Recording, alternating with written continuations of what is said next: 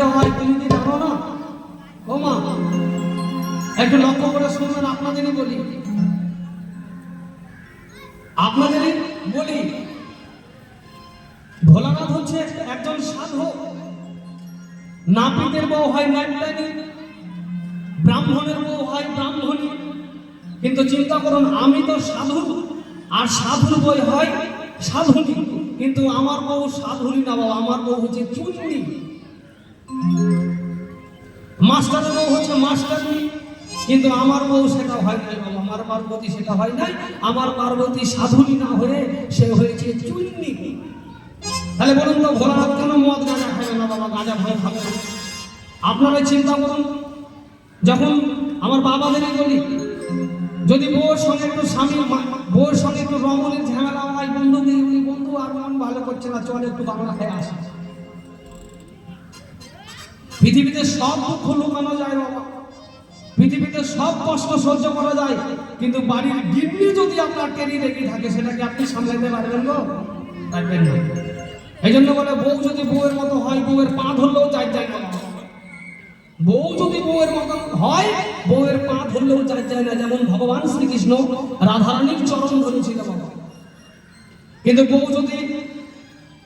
বউ হচ্ছে মদনা আর প্রেম করছে হারাধনের বাবা। বউ হচ্ছে মদনা আর প্রেম করছে জনার্দন। তাহলে হিসেব করুন তো, কি করে সেই বউ হয় বাবা? সেই বউয়ের পা ধরলে কি যায় বাবা? আমার ধরা যায় না। তাই শোনো পার্বতী, তোমার কথার জবাব আমি দিচ্ছি। স্বয়ং ভোলানাথ নয়, আমি ভোলানাথের চরণ তলে থেকে যা কিছু গুরুর কৃপায় পেয়েছি আপনাদের চরণে অর্পণ করতে চাই। তো জিজ্ঞাসা করে গেছে, হে ভোলানাথ,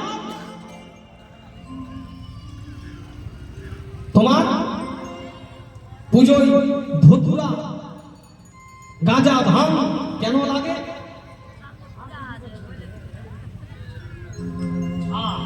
আর রুদ্রাক্ষর মালা কেন তোমার গলায় দেখতে পাই? বাপরে, অনেক জিজ্ঞাসা বাবা মনে করেছে। কেন তুমি ছাই ভস্য গায়ে মাখো? শ্মশানে মশানে কেন থাকো? বাহ, একটু সুরের দিকে যাই, শুনবেন আপনারা সবাই। জি জি জি।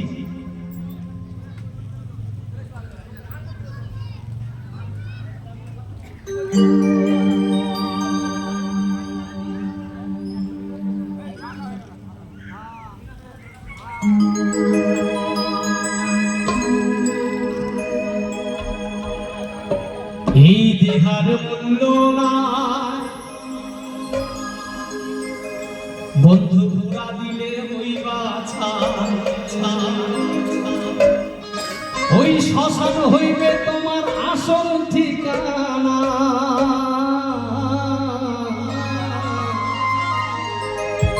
সময় থাকিতে একবার ভাবিয়া দেখো, সময় থাকিতে একবার ভাবিয়া দেখো না, মন রসনা তুমি কি আর জানো না, সঙ্গে তো কেউ যাইবে না।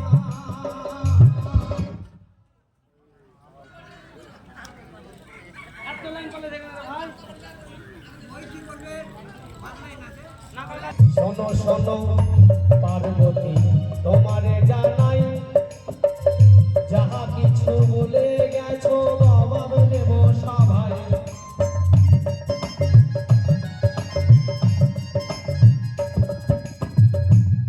তাহলে ভোলানাথ কেন শ্মশানে মশানে থাকে, ছাই ভস্য গায়ে মাথে?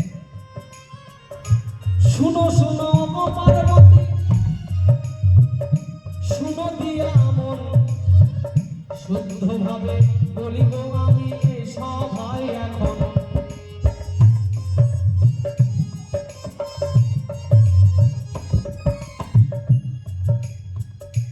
শ্মশান, কথার অর্থ হচ্ছে নিজ, আর শান কথার অর্থ হচ্ছে শূন্য। এই দেহটাই হচ্ছে শ্মশান, এই নিজের দেহটাই হচ্ছে শ্মশান। কেননা সৃষ্টির কালে একবার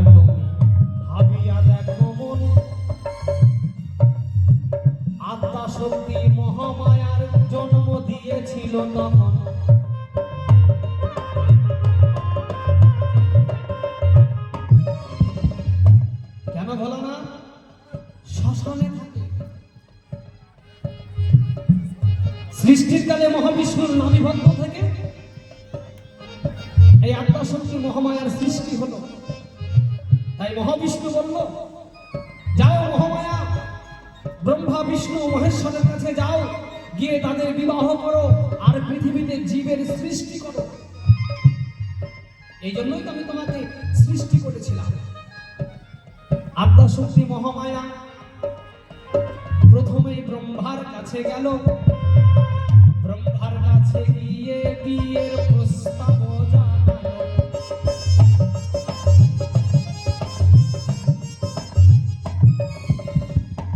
হে ব্রহ্মা, মহাবিষ্ণুর আদেশ, তুমি আমাকে বিবাহ করো। আমাকে বিবাহ করে এ ধরাই জীবের সৃষ্টি করিব। তাই তোমার কাছে অনুরোধ, তুমি আমারে বিবাহ করো। হাই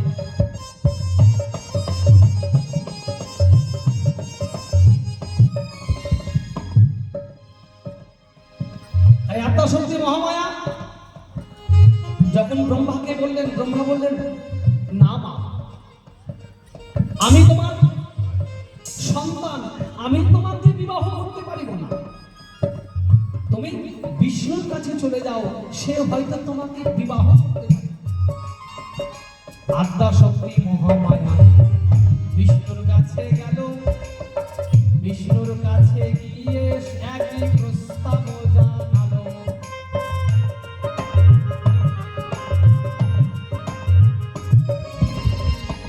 বিষ্ণুকে গিয়ে বলছে, বিষ্ণু তুমি আমাকে বিবাহ করো। বিষ্ণু একই বলল, না মা, আমি তোমাকে বিবাহ করতে পারব না। তুমি আমার মা, আমি কি করে তোমাকে বিবাহ করি? তুমি ভোলানাথের কাছে চলে যাও, সে হয়তো তোমাকে বিবাহ করতে পারে। একইভাবে মহামায়া ভোলানাথের কাছে গেল। ভোলানাথকে বিয়ের প্রস্তাব গিয়ে জানালো।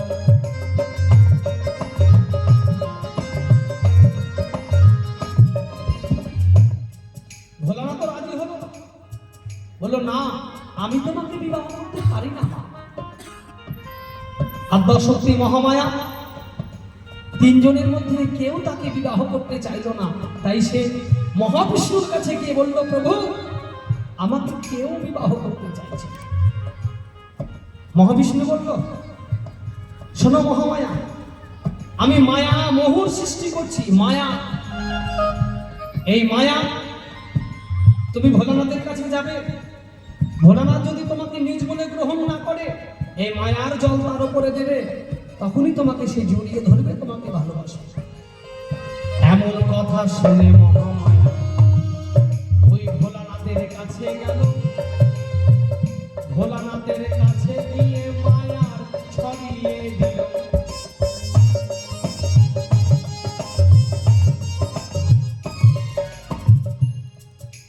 ভোলানাথের উপরে যখন মায়ার জল ছড়িয়েছে, মায়ার সৃষ্টি হলো।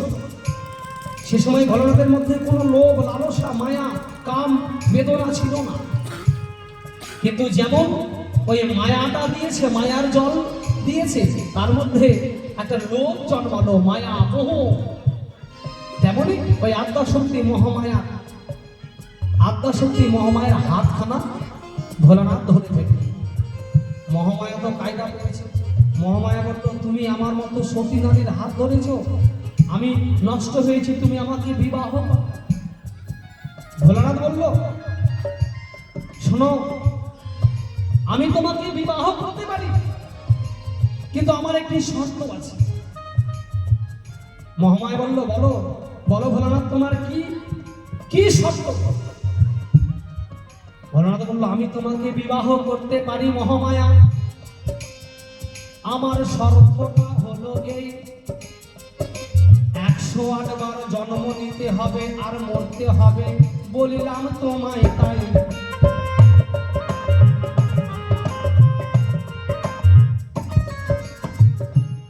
তাই মহামায়া 108 বার জন্ম নিয়েছে আর মরেছে। আর ভোলানাথ চিত হয়ে শুয়ে আছে, তার বুকের মধ্যে ওই এক এক করে লাশকে রেখে গনছে আর পোড়াচ্ছে। এই ললাট হতে অগ্নি দিয়ে, এই ললাটের অগ্নি দিয়ে সমস্ত দেহকে দাহ করেছে। আর এক এক করে ওই যে মালা, ওই সেদিন থেকে এই রুদ্রাক্ষের মালা গঠন হয়েছিল। তাই তোমায় বলি ওগো পার্বতী এ ধর্ম সভায়,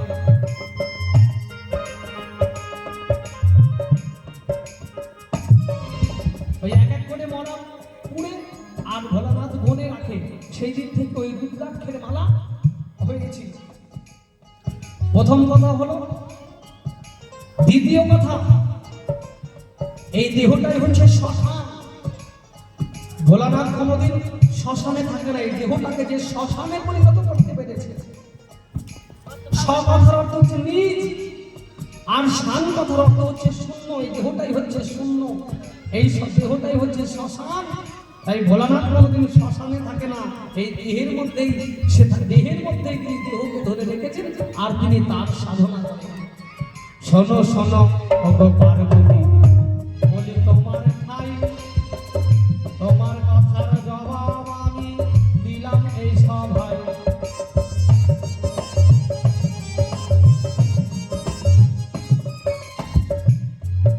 আচ্ছা বলেছে ভোলানাথ তোমার পুজোয় কেন ভাঙ ধতুরা, গাঁজা ভাঙ ধতুরা?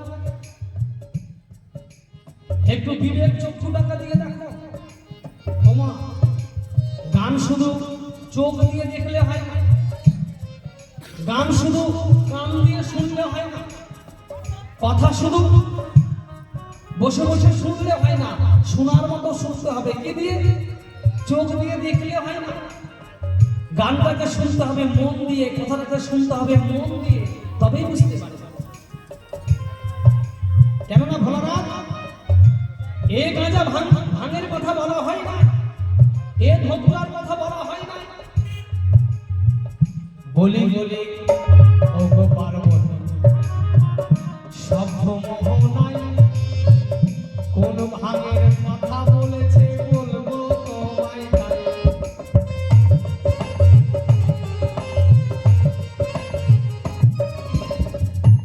এই যে আমরা মায়ার ঘুমে ঘুমিয়ে আছি, এই যে মায়ার ঘুম, ছেলে আমার, মেয়ে আমার, সম্পত্তি আমার, টাকা আমার, পয়সা আমার, সব আমার আমার, এই যে মায়ার ঘুম, এই মায়ার ঘুম ভাঙানোর জন্য বলেছে। এই মায়ার ঘুম ভেঙে দেখ, এই পৃথিবীতে কেউ কারো নয়, একমাত্র ঈশ্বরবিহীন। সেই ভাঙের কথা নয়। শোনো গো পার্বতী, সেই ভাঙের কথা নয়, মায়া ঘুম ভাঙানোর কথা বলেছে সবাই।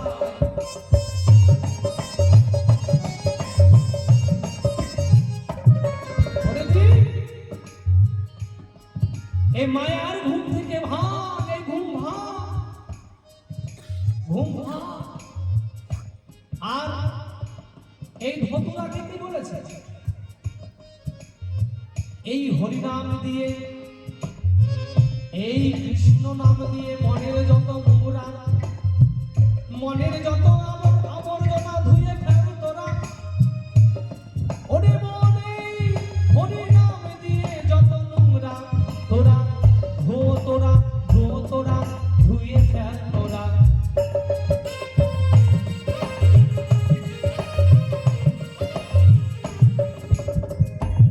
যেমন আমাদের জমিতে যদি কোনো ফসল করি, যদি বিষ লেগে যায়, পোকা লেগে যায়, কীটনাশক সার দিয়ে সেটা স্প্রে করি, যাতে সব পোকা যত আবর্জনা সব দূরীভূত হয়ে যায়।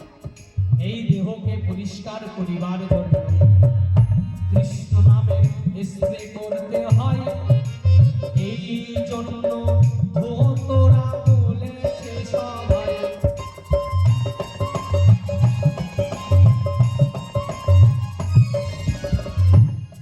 আমরা ঈশ্বরের কাছে, আমরা যখন মাতৃ জঠনে ছিলাম,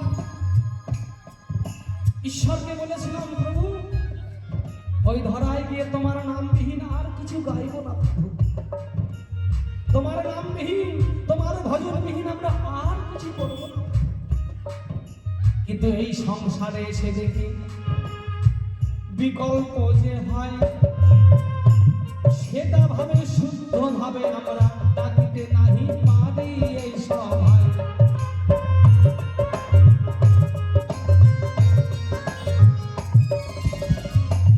যা করার জন্য এসেছিলাম তা করি না, এই জন্য বলছে, বলে না এই হরিনাম, এই কৃষ্ণ নাম গা যা। ওরে পাপী, এই হরিনাম কৃষ্ণ নাম গা যা, নইলে তোর নিস্তার নেই। যা গা, হরিনাম গা যা। আর এই হরিনাম গাইতে গাইতে একদিন তুই বৈকুণ্ঠ লোকে যাবি বলি সবাই তাই। এ হলো কথা বলা আছে শাস্ত্রের ভাষায়।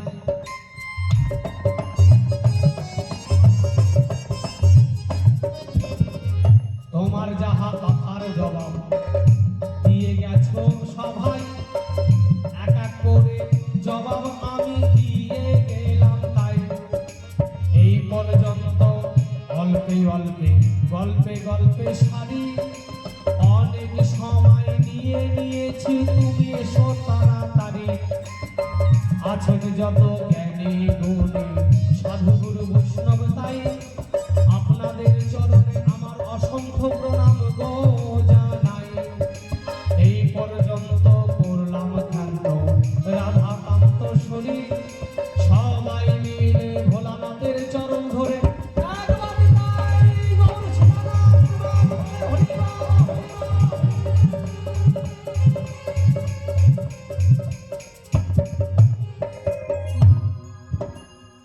যাই হোক বাবা, আপনাদের অনেক মূল্যবান সময় আমি নষ্ট করে ফেলেছি।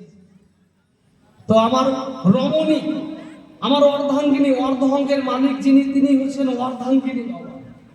এই অর্ধঅঙ্গের মালিক যিনি তিনি অর্ধাঙ্গিনী। আমরা বলি আবার রমণী, রমণ করে যিনি তিনি হচ্ছেন রমণী। তো আমার অর্ধাঙ্গিনী, আমার অর্ধঅঙ্গের মালিক যিনি, সে যদি চূর্ণী হয় তাহলে স্বামীর কত দুঃখ হয়, কত যন্ত্রণা হয়।